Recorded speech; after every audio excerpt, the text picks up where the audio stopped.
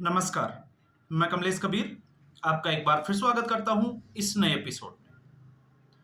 आज के इस एपिसोड में हम बात करेंगे ऑपरेशन सिंदूर की। तो सबसे पहले इसका नाम ऑपरेशन सिंदूर ही क्यों? तो आपको पता ही होगा, जिस दिन पहलगाम में यह घटना हुई थी, धर्म पूछकर लोगों को मारा गया था, तो उसमें औरतों को छोड़ दिया गया था और उनको कहा गया था कि आप जाकर मोदी को बता दीजिएगा। तो जिन महिलाओं का सिंदूर उजाड़ा गया था, यह उनका बदला था, इसलिए इस मिशन का पूरा नाम ऑपरेशन सिंदूर रखा गया। दूसरा, जिस तरीके से नरेंद्र मोदी की कार्यशैली है, तो आपने देखा होगा विपक्ष जो है वो लगातार यह सवाल पूछता है कि हमारे 15 लाख रुपए कहां है। आपको पता होगा स्विस बैंक का जो मैटर उछला था जब नरेंद्र मोदी की फर्स्ट टर्म की सरकार बनी थी, और उस वक्त जो है वो ये चला था कि इतना पैसा है, काला धन है कि हर व्यक्ति को 15 लाख रुपए मिलेंगे। और उसके बाद में कांग्रेसी चमचे कहें या फिर कुछ लोग जो मोदी विरोधी है, वो लगातार नरेंद्र मोदी को टारगेट करते हैं कि हमारे 15 लाख रुपए कहां हैं। तो मुझे लगता है कि देशवासियों के लिए 15 लाख की ये तीसरी किस्त है। पहली किस्त उरी की जो सर्जिकल स्ट्राइक हुई थी, उरी हमले के बाद में 2016 में, तब सबके खाते में आई थी। दूसरी आपको पता होगा पुलवामा अटैक के बाद में जिस तरीके से बालाकोट का एयर स्ट्राइक हुआ था, और ये अब तीसरी। लेकिन तीसरी किस्त में मैं एक सबसे बड़ी बात जो इसमें बताने जा रहा हूं वो ये है कि आतंकवादियों ने धर्म पूछा था, पैंट उतरवाई थी, और ये आपको पता होगा कलमा पढ़ाने की कोशिश की थी।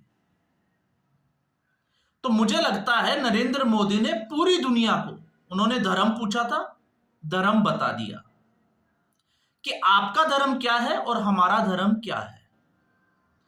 हमारा धर्म यह कहता है कि हम पहले जो है वो किसी को छेड़ते नहीं हैं, पहल हम नहीं करते, पहल आपने की। आपने निहत्थे लोगों को, निर्दोष लोगों के ऊपर जो है वो हथियार उठाए, ये आपका धर्म कहता है। और आपका धर्म क्या क्या कहता है वो किसी से छुपा हुआ नहीं है। लेकिन अब जिसको ये पूछना है कि हिंदू क्या कर सकता है, हिंदू धर्म क्या है, तो उसको लगता है, मुझे लगता है कि उसको अपनी औकात देख लेनी चाहिए। तो जो लोग बार बार जो है वो धर्म की बात कर रहे थे, उन लोगों को नरेंद्र मोदी ने धर्म बता दिया कि भारत का धर्म क्या है। और ये अभी, अब जिन लोगों को ये लग रहा है कि ये अंत है, नहीं, ये अभी शुरुआत है। आप देखिएगा इस बार जो है वो इस तरीके की टैक्टिकल जो वार है वो रुकने वाली नहीं है। आप देखोगे आने वाले समय में इस तरीके के हमले जो है वो पाकिस्तान के ऊपर और होंगे। तो इसलिए पहला ऑपरेशन सिंदूर, दूसरा आपको पता चल गया, धर्म सबको पता चल गया, और पूरी दुनिया को मैसेज दे दिया कि धर्म पूछोगे तो आपका क्या हश्र होने वाला है। तीसरा ये कि कल तक कांग्रेस पार्टी का एक टकला अजय राय, क्योंकि मुझे लगता है जब हम सर्जिकल स्ट्राइक की बात करते हैं, मैं इस पर अलग से एक वीडियो बनाऊंगा, तो पाकिस्तान के बाद में अगली सर्जिकल स्ट्राइक जिस तरीके से दरबारी मीडिया के ऊपर की गई, मुझे लगता है कि कांग्रेस पार्टी के कुछ नेताओं पर भी करने की जरूरत है, और एक मिसाइल अजय राय के सिर के ऊपर फोड़नी चाहिए, जो कल तक राफेल को लेके मजाक उड़ा रहा था, नींबू मिर्ची की बात कर रहा था। तो मुझे लगता है आज नरेंद्र मोदी ने अजय राय के, अब मैं जगह का नाम नहीं बोलूंगा, लेकिन मिर्ची लगा के नींबू निचोड़ दिया। अब वो जो है वो खुजली अपनी मिटाता रहेगा, भागता रहेगा, सोचता रहेगा कि आखिर उसने अपना मजाक जो है वो बनाया क्यों, देश में भी और दुनिया में भी। इसका हम जो है वो अलग से एक वीडियो में जिक्र करेंगे। और पाकिस्तान से ज्यादा जो कांग्रेस पार्टी के जो ठिकाने हैं, जहां से इस तरीके का लॉन्च पैड एक तैयार किया जाता है देश के खिलाफ, उसका हम जिक्र करेंगे। तो ये राफेल का अगर आप देखोगे तो आपने देखा कि बिना पाकिस्तान की सीमा में घुसे एक के बाद एक आपने देखा एक साथ 24 मिसाइलें जो है वो पाकिस्तान के 9 आतंकवादियों के ठिकानों पर ठोकी गई है। हम यहां सिविलियंस की बात नहीं कर रहे। तो यह है जिस राफेल के ऊपर सवाल खड़े कर रहे थे, नरेंद्र मोदी का मजाक बना रहे थे और सवाल पूछा जा रहा था कि इसमें घोटाला हुआ है, ये खिलौना है, सजाने के लिए रखा है। ये उन लोगों के लिए जवाब है।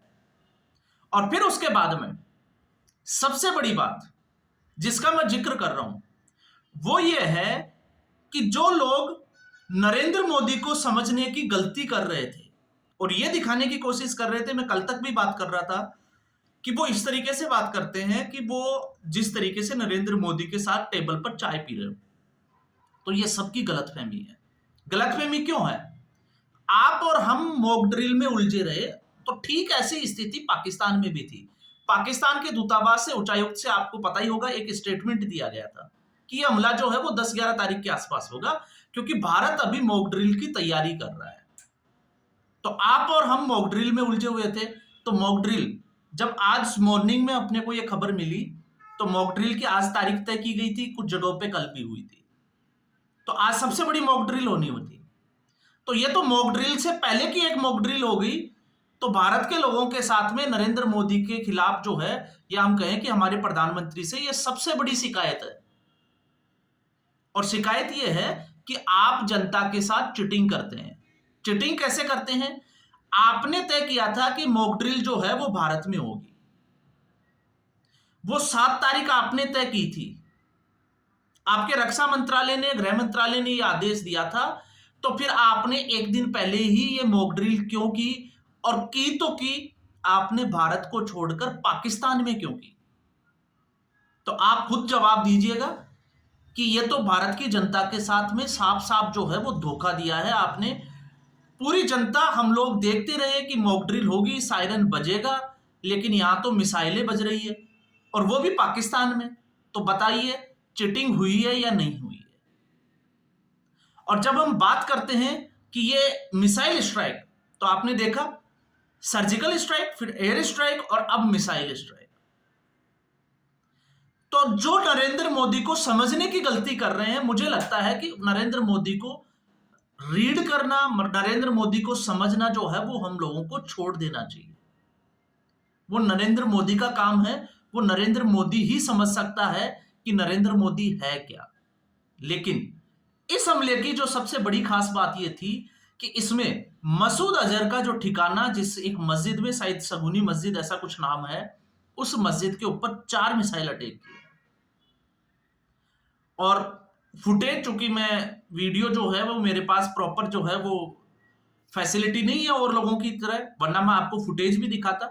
मैंने फुटेज देखे हैं और आपसे गुजारिश है कि आप भी ऐसे वो फुटेज जरूर देखें कि पाकिस्तान में किस तरीके से मिसाइलें ठोकी गई है और क्या माहौल बना हुआ है। और जो लोग सबूत मांगते थे, ये उनके लिए है कि आप भी फुटेज देखिए। पाकिस्तान से जो फुटेज आ रहे हैं आप उनको स्टडी करिए, तो आपको अंदाजा लगेगा कि पाकिस्तान के हालात क्या है।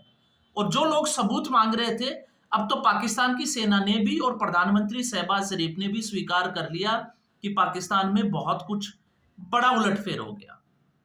तो मॉक ड्रिल होनी भारत में थी, हो पाकिस्तान में गई।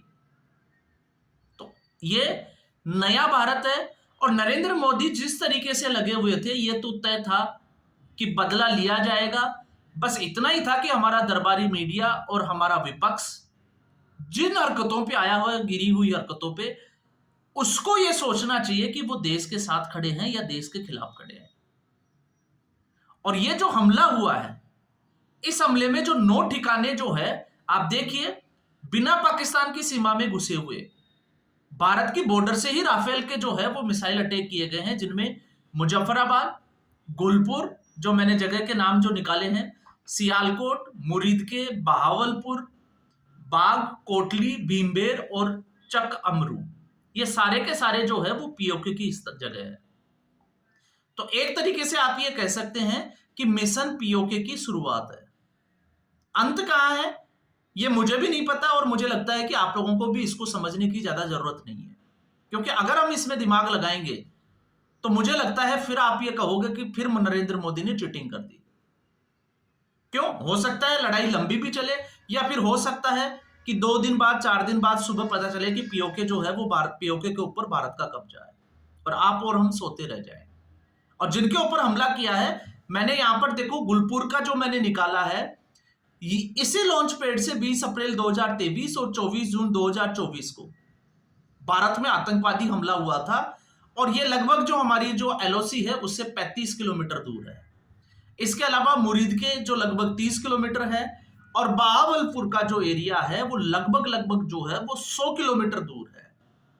तो भारतीय जो सेना है, एयरफोर्स, उसने लगभग 100 किलोमीटर अंदर जाकर हम कह सकते हैं कि मिसाइल से टारगेट किया है। तो जिन लोगों को भारत की ताकत का अंदाजा नहीं है, ये उन लोगों के लिए है कि हम हमारे भारत से ही जो है वो राफेल से 100 किलोमीटर अंदर तक अटैक कर सकते हैं, और करके दिखा दिया। और पाकिस्तान से जो मीडिया के हवाले से जो खबरें आ रही है, क्योंकि इसमें मैं आपको ये कहूंगा, क्योंकि सेना की एक जॉइंट प्रेस कॉन्फ्रेंस, एयरफोर्स की, नेवी की, इनकी जो है वो 10 बजे होने वाली है। तो एग्जैक्ट तस्वीर जो है वो उसी वक्त क्लियर होगी, सेना उसमें क्या बोलती है कि किस तरीके से इस हमले को अंजाम दिया गया था। लेकिन मीडिया की खबरें यह है कि बुलडोजर से लाशों के ढेर जो है वो इकट्ठे किए जा रहे हैं। लगभग जो है वो कुछ जगह पे खबर ये आ रही है कि 90 के आसपास आतंकवादी मारे गए हैं, और हो सकता है कि हमें पता चले कि मसूद अजहर भी नहीं है।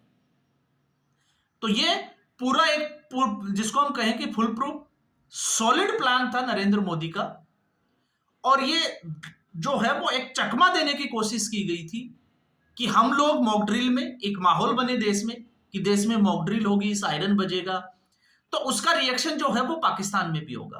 तो पाकिस्तान भी थोड़ा सा सहज स्थिति में था कि भारत ऐसा कुछ जो है वो अचानक से करने वाला अभी है नहीं, लेकिन भारत ने अचानक से किया।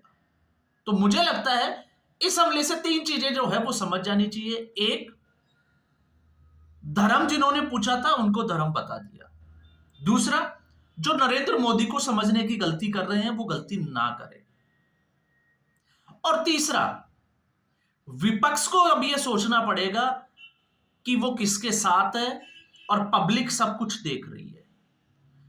अगर आप ये देखते हैं कि पाकिस्तान नक्शे में से मिट जाएगा, और अगर कांग्रेस पार्टी की यही हरकतें रही, तो आप सोचिएगा कि जनता जो है वो कांग्रेस पार्टी के ऊपर सर्जिकल स्ट्राइक करेगी।